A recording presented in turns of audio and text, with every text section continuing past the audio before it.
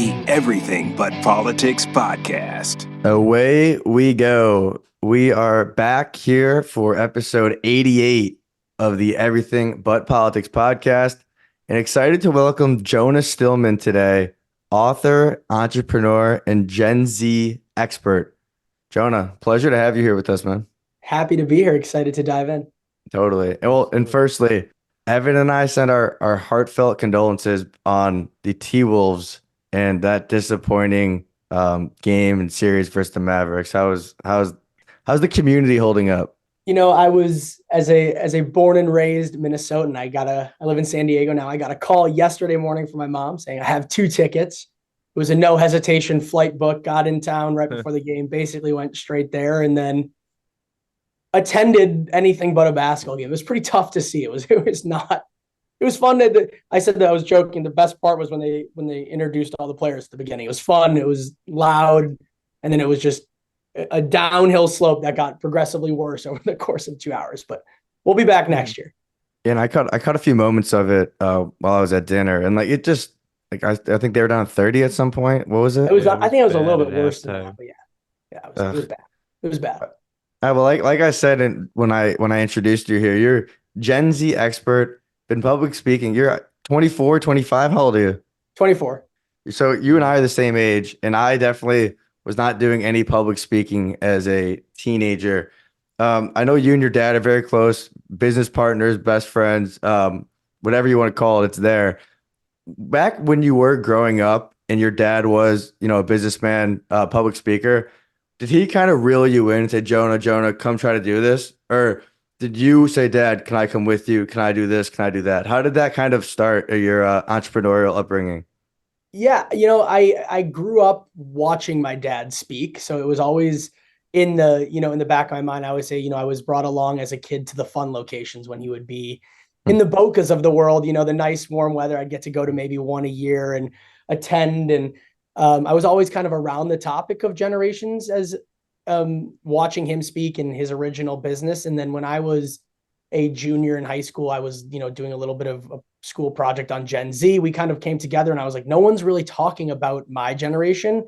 And I started kind of going to some of his speaking events and jumping on stage at the end, doing some Q&A. And then we started speaking together and going from there. And then the book kind of was really the launching point where we were really the first people to do a national study on the future of the Gen Z workforce, the trends. And that was published my senior year of high school. And then that kind of launched my career. And then definitely the venture with my dad as well is kind of where it started, was really the spring of 2017. Awesome. And we have a broad audience here. Could you give our listeners a little background on what exactly it is that you do? Absolutely. So I'm the co-founder of Gen Guru. As you see behind me here, we're a full service generational consulting firm. So we really help companies, business leaders in every single industry better understand and connect with the different generations. I'm definitely known for my work in the Gen Z space, but as an organization, we touch on all the generations. So we do a lot of keynote speaking to companies, conferences on the topic, as I mentioned, of bridging those generational gaps. And that spans from baby boomers, Gen X, millennials, and Gen Z. And we typically help industries and companies down one of 2 paths, and that's better understanding your employees or better understanding how to engage your customers. We definitely have a few outliers like Gen Z students in higher education, some nonprofit work, and as well as, ironically, I dabble a little bit, and this is the one mention I'll get, as I've done a little bit of work in the politics space, but it's not my first choice. So I definitely, do the marketing in the workplace stuff. Well, and like you said, the Gen Z realm, it's so niche. Like when you were a senior and you were doing this research, was there anyone else, not even in the United States, but globally, that was covering what you guys were covering? When we first started, I don't know for sure. Now there are definitely, and there's a broad spectrum, and I'm never going to hate on anybody that wants to, play in the space. I think that what the distinguishing factor that I've kind of played in is research. What makes us different and me different as a speaker is that we run our own research. So when I go speak to different companies, I'm not getting on stage telling you what I think, right? It's not what Jonah Stillman thinks you should do to recruit Gen Z employees. It's really speaking to the research. We've done national studies, global studies. So at the time when we first started, I think there maybe was a handful. And to this day, honestly, still, nearly 8 years later, whatever it is there's still only a very few. And, there's a big difference between people that, are really experts on the topic and kind of just get on stage and tell you what they're feeling that day. So it's a little bit of a difference, but it really is a niche community. And it's been really cool to meet other speakers, both in the generation space and then just other speakers in general. It's been really fun. And how do you conduct this research? I mean, are you physically doing it at events, like handing out pieces of paper? Are you like interviewing individuals? How do you like really accumulate all this knowledge? Yeah, great question. No, we're not doing it at events or anything. All of our research, generational research, is really interesting because in order to say, X percentage of Gen Zers feel this way about their careers, it has to be really legitimate in a pretty big sample size because, generations are wide and vast. So we've worked with a handful of different research institutions. We design the questions, or we design like the topics. For example, if we want to talk about, what motivates Gen Z to come to a job, we'll look at what that means. And then the research partners are the ones that make the questions, non-biased and really proper research. And then we work, based off the census. So if we're running a US study on Gen Z, we can, work within the generation, but let's just say we're polling 18 to 25-year-olds. Within that, we're also making sure that it's representative of locations in the US, socioeconomic differences, age, gender, race, all the necessary factors. So it's not a biased pool, because it really is important. If you're going to say, like I mentioned, X percentage of a generation thinks something or says something, it's a really diverse research. And Jonah, how do you even get people to fill out these surveys? Because I remember growing up and there'd be a survey and like I would never want to fill it out. Do you Yeah. pay people to fill it out? How does that work? It's hard. Yeah. Short answer is yes. It's pay to play in some regard, but we have, research partners that are, like I mentioned, that's not what we're not experts in running the studies. Where our expertise shines is telling you what to do with it and providing the insights on what the research means. But yeah, a lot of it is, especially, it's really hard to get legitimate young respondents because, to your point, just want kids spamming through an online survey. So it is, in a way, it's pay to play for research. Yeah. And what are some common things you might tell a business to do with the research? Yeah, I mean, it spans, right? So Mhm. when we go in to give a speech, it's pretty specific, right? Like we spend a lot of time with our clients before the event, better understanding like what they're hoping to get out of it. So for example, there might be one of our clients that is really struggling to recruit Gen Zers. So we can talk about, our research that talks about motivating factors that brings Gen Z to a job. On the flip side, there might be another company that has no problem getting Gen Zers to come work for them, but they have retention issues. So then we can talk about things like, our research shows that the number one way to keep Gen Z at a job is opportunities for advancement based off of performance, not tenure. So that's something that we talk a lot about, is how Gen Z is very motivated to be rewarded based on how they do at their job, not how long they've been there. So like those are, we look at the research and then provide those, what we call, the so what factor, meaning, here's the research says, so what does that mean for all of you, is, what we talk about at those speeches, and really try to help them, one, better understand who the generation is as a whole, but then also, how you can recruit, retain, sell to them. Yeah. But John, it's really interesting though, because you started in 2017, and then you had a solid 3 years of the same thing. And then 2020 comes around, COVID happens. And I would imagine that your perspective and the realities of many Gen Zers changed entirely. How did you guys like kind of work around, or not around, but with that? Yeah, I mean, you're right on both parts. That's like the perspectives definitely changed in terms of, what we're seeing with the generations in terms of much of our research, but also you're right on the personal side. I mean, like it was really crazy as a young, being an entrepreneur at a young age. Our business went from, the best few months of the year that we've had ever had to nothing on the books for 2 years. So we had to reinvent ourselves. And that's like really where we kind of tripled down on that research. A lot of speakers really played heavily into that, virtual space, giving virtual speeches, which we did, but we really took a step back and said, let's triple down on our research, make sure that we're relevant when we come out of this pandemic, that we're going to have, what we called like the post-COVID research. And we really then went after that, because to your point, it was so much different. Like things like, Gen Z being so aware of the importance of having secure benefits and money, was a lot of things did change coming out of the pandemic. And that's where we really shifted our focus during that kind of 2-3 year lull. And I feel like it's I'm not sure if it's a misconception or not, if it's real. So I have a question. You hear a lot that the Gen Z generation, the terrible workers, no one wants to work. Based on your research, how true or false is that? Yeah, the interesting thing about the generations topic is like people's innate reaction when we talk about any of the generations, Gen Z, baby boomers, Gen X, millennials, people really love the idea of deciding which generations they like, which ones they don't like, who's better, who's worse. They go right to this place of trying to determine that. And what's happened is, you know, millennials showed up in their early stages of their careers very optimistic, wanted to change the world, and they launched some of the most successful, you know, social enterprises, businesses in general. But what happened is they were labeled entitled, lazy, you know, slackers, as you mentioned. Yep. And what really happened was a lot of that carried over just to young generations as a whole. And why we're seeing that with Gen Z, the research shows the opposite, right? Very competitive generation, really willing to put in the work if there's opportunities to be rewarded for it, is I think where it's different. But, you know, most people, a lot of business leaders, like when I show up to speak, it's even today, 8 years into it, a lot of times if I'm speaking to an organization, it's the first time that they've heard about Gen Z in a formal setting with research and talking about the events and conditions that shaped them.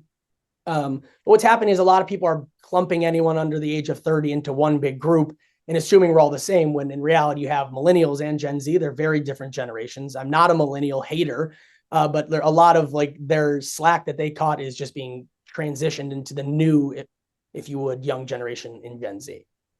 In your opinion, where's like the cutoff between generations? Because obviously anything within 5 years could kind of blend. Yeah. But when you put a knife down or when you're playing blackjack, you cut the deck. Where do you cut the deck? So we define Gen Z as 1995 to 2012 in terms of birth years. If you were to Google Gen Z, you'll see 96 to 2011, you'll see 97 to 2010. And it kind of, you know, it varies. We do 95 to 2012, but I'll take kind of a big step back and at the big picture of the conversation on generations is, you know, what we really look at is the reason we have generational differences is because each generation during their formative years between the ages of, you know, 11 and 20 years old have certain events and conditions that take place in the world that change the lens at which you look at the world. So it really is those events and conditions during your formative years that shape our different generations. So quick example, like compare millennials to Gen Z. Millennials grew up in the, you know, the 90s where the economy was booming, tech expansion, companies were starting in garages, exploding overnight. And you compare that to Gen Z, you know, most of our dinner time conversations were in the mid 2000s during the recession, where our parents were telling us, you know, it isn't all roses in the world and it's a little bit different. We're the first post 9/11 generation. So there's many different factors that play into that. But the reason I bring that up is that, you know, age is really just a starting point. Like you mentioned, like what's the, you know, where do you cut it off? And as I mentioned, our years, but, you know, when you're kind of get around those numbers, we always say, you know, if we say 95 and you say 97, it really is those events and conditions that shine through is the difference of, you know, our generations. That's so interesting. I mean, and now I want to jump back into COVID for a sec. With Gen Z versus Gen Alpha, here we are 4 years later, and what are the impacts that have had what's happened to Gen Alpha, as you know, they're all like turning into teenagers now, deeply impacted by COVID and their upbringing. What are you guys seeing in the data? Yeah, I would argue that Gen Z was definitely impacted more than Gen Alpha, Really? only because Gen Alpha, you know, at the time was young, right? They had parents at home where the shift was, you know, their parents started working remote. So families were at home and they were young. And yes, I should say as of now, I think that Gen Z had a greater impact. I think that the studies that will come out when they are in college and high school and like is there going to be a huge impact on the 2 years, 3 years of distant learning and social isolation, those things potentially. But if you look at like what Gen Z was robbed of in terms of, you know, their early stages, like there's a huge chunk of Gen Z that didn't have, you know, high school interactions. They didn't get to have their high school graduation. Their first years of college were completely remote and they show up at college campus and it's much harder to make friends and join clubs. They didn't have proms. They didn't get so many different things. So I think that like the initial impact on Gen Z was huge in terms of like the personal connection and things that were missed out on. But to your point, I think that the long lasting impact on Gen Alpha will be really interesting in probably another 5-6 years when they start applying to colleges and we see like how they navigate those decisions. And what are your thoughts on the remote work? Do you think it's beneficial, or is it kind of hurt the social interaction like you kind of just talked about? I think that it's a double-edged sword. I think there's a lot that's been good about it, right? It's like we've seen productivity has, in some cases been really good, really bad on the other hand. The one area that I look at remote work having a really negative impact is around Gen Z. We talk about, things that were missed out on. The same time that there was, people that are entering college missing their freshman years, there was also Gen Zers graduating college and the only job they knew being remote. And it's undeniable that Gen Z's ability to work in the remote workforce is as good as anybody else's. We have no problem logging on. We know how to do all the tech things. We're going to be very good at that. We're the most technological savvy generation ever. So that part is easy. But what we missed out on is the ability to gain, social capital. And what I mean by that is, yes, we can get our jobs done, but so much of the importance around young career development is meeting the right people, having conversations that happen after the meeting. And when you're working in a remote workforce and you join a meeting with your boss and your coworkers, as soon as that meeting's over, everyone leaves the meeting and you're just going back to your job, when so many important conversations in the office happen after the meeting. You make a personal connection with somebody, oh, I went to the same school, we went to the same summer camp. And then that's how you create that relationship with that person. And the ability to gain social capital for young Gen Z employees in a remote workforce is way harder just because you're not face to face with people. Yeah, that's a great point. And one of the interesting things I heard too, I know you've said it, and a lot of these entrepreneurs have said it, is when you leave the office, you're done with work till you return the next day.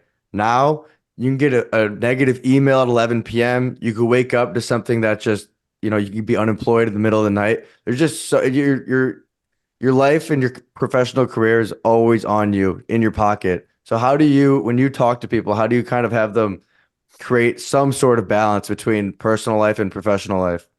Yeah, you're touching on one of like the biggest things that I get asked about, and that's that idea of, work-life balance. Work-life balance is this massive buzzword that's been this hot button topic for years, and it's never really worked. And what COVID showed when we went remote is that it truly, especially didn't work, because what's happened is that work is no longer a place, right? Work is wherever you can get an internet connection. It's wherever you're gonna have a Zoom meeting, and the office is where you go if you choose or if you have to. And this idea that work is from 9 to 5 and then your personal life is from 5 to afterwards doesn't work, because to your point, Merrick, like your work comes with you at all times. So the new model that I think that we're starting to see, and I really think Gen Z will push for, is like, instead of work-life balance, this idea of work-life blend. And I love explaining it to your point where it's like work and life are happening 24 hours a day, 7 days a week. And the shift should be less focus on where you are getting your job done, and it's more focus of how you're doing at your job. So less about when I'm getting it done, more about how I'm doing. So if I, to your point, need to step away at, 12 o'clock because I want to get lunch with a friend that's in town, but I'm doing great at my job and I'm in a remote workforce, chances are later that night at 8 o'clock, I'm back on my computer anyways, responding to emails. And if I'm doing great at my job, it raises the question of, does it matter necessarily if, I had to step away in the middle of the day? Because if I'm doing great at my job and you're happy with me, the focus should really be on how I'm doing, not when, where, or how I'm getting it done. And the balance part is hard because you're an entrepreneur. If you own or start your own business, it is literally always, it's you. When you're working for someone, it may not be like first priority. You want to have that balance. But if you want to start a Gen Guru, if you want to start anything, there's only so much room for this balance.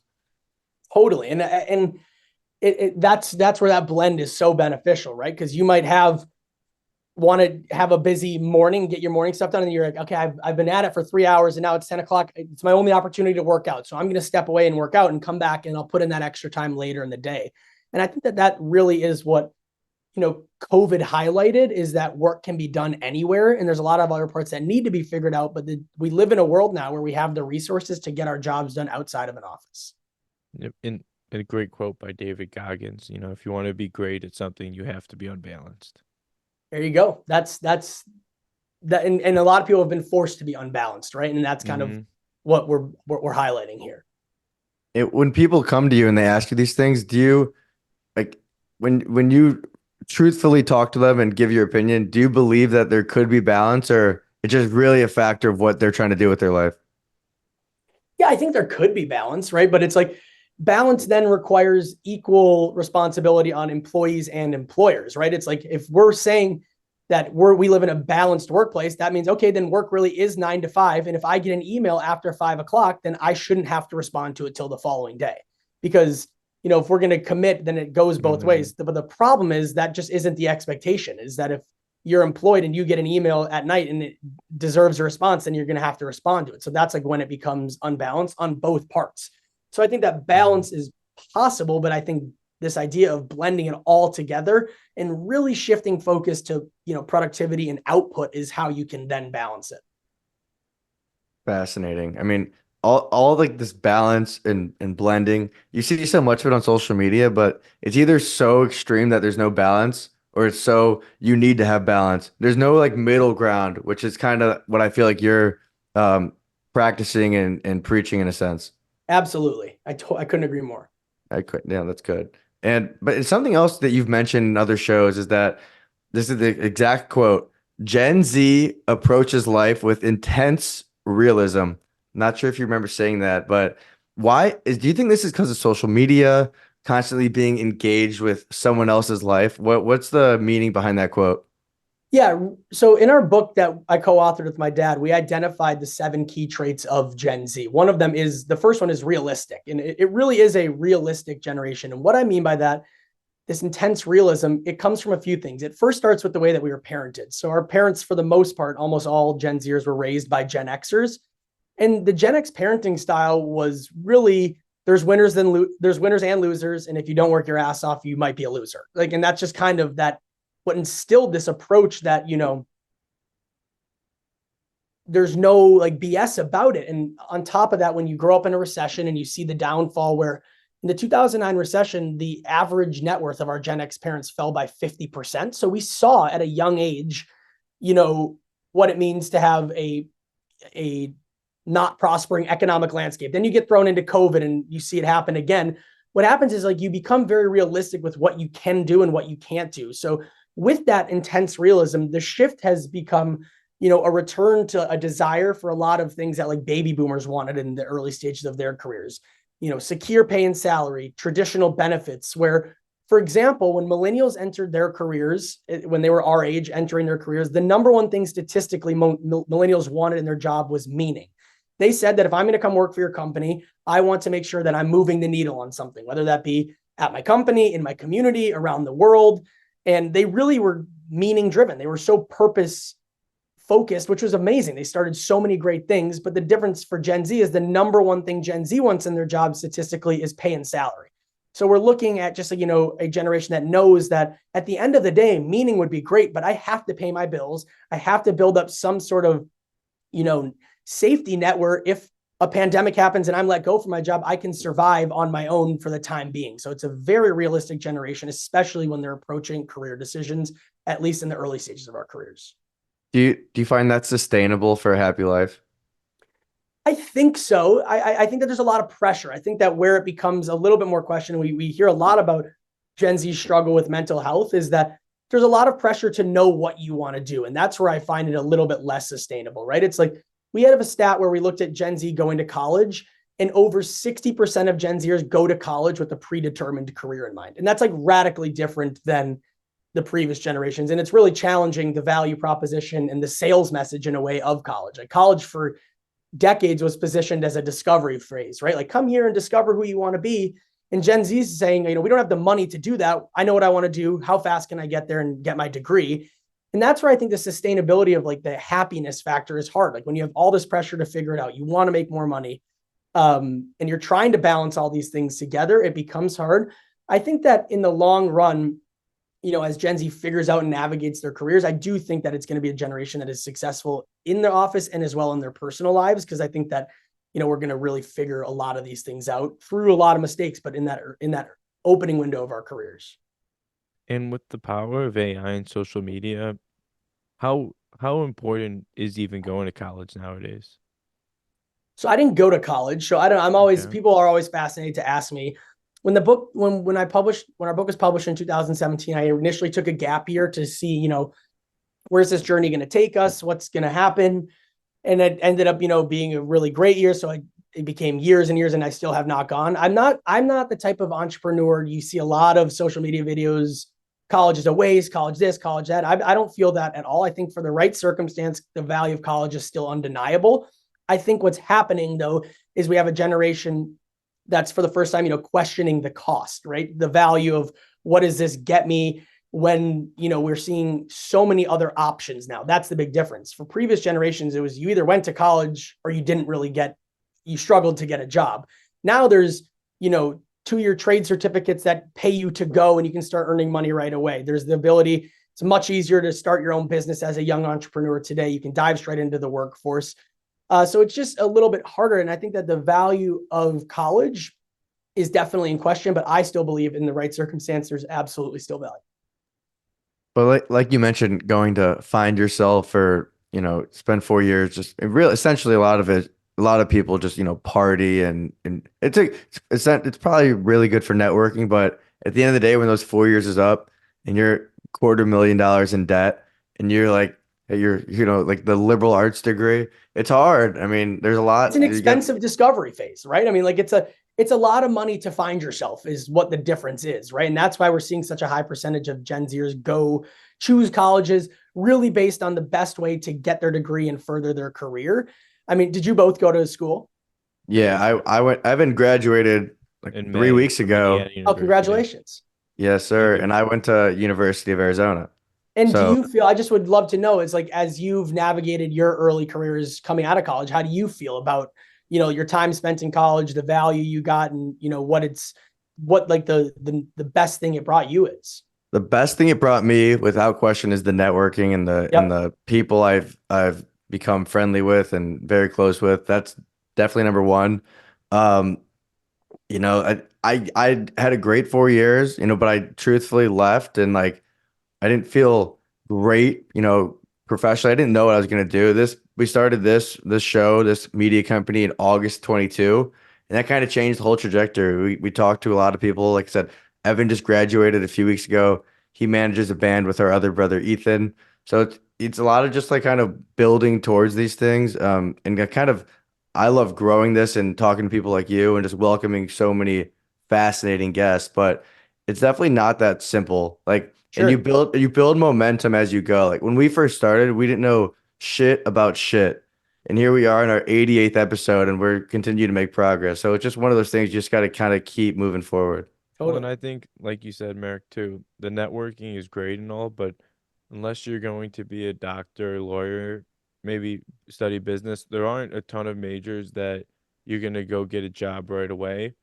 Like as of now, I don't really see myself even using my major for anything I do in my life, but it was great 4 years, and I'm excited for what's next for sure.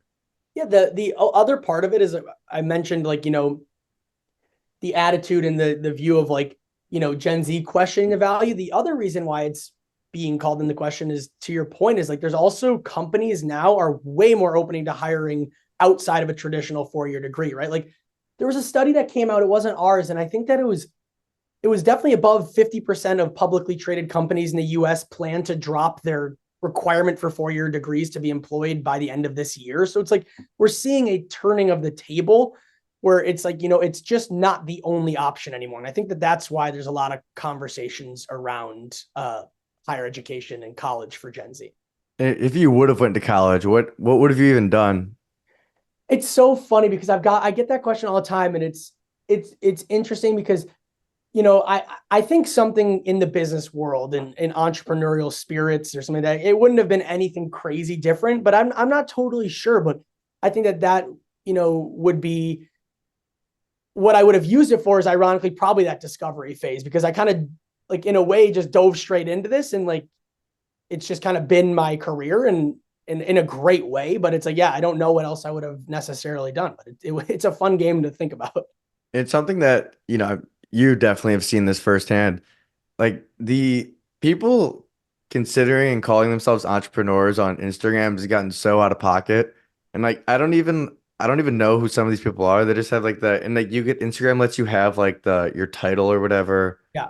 What do you when you see all that, are you like think it's all right, like good for you, good for trying, or it's like prove it?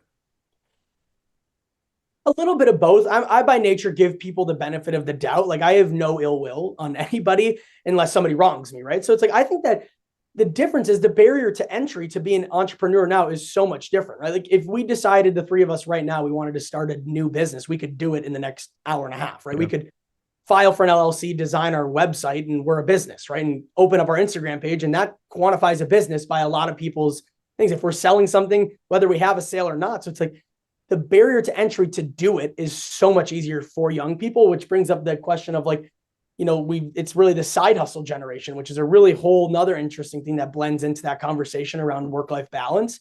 But anybody can have a hustle. No, And speaking, this absolutely. isn't as much a hustle. Like, so talk to me about this. Life as an author. So we've been fortunate enough to welcome a handful of people who have written books. And I'm just curious, like what goes into that? I mean, are you just taking a bunch of notes all day and then at one point you sit down and put the notes together into a page or chapter? What did that process look like for you? I think it's different for every person, right? We worked with the publisher HarperCollins, who's amazing, right? So we had a lot of different aspects. I'll talk about, one aspect of the unique aspect of our book. The favorite part of my book that I wrote with my dad by far is we had the idea because we were introducing Gen Z to the world. Truly, it was the first professional research done on Gen Z in the workplace. We had the idea to interview notable CEOs, business leaders, celebrities on Gen Z. So the pitch was we reached out to everyone and anyone and said, what do you want to know about Gen Z? And then these celebrities, business leaders submitted a question on Gen Z.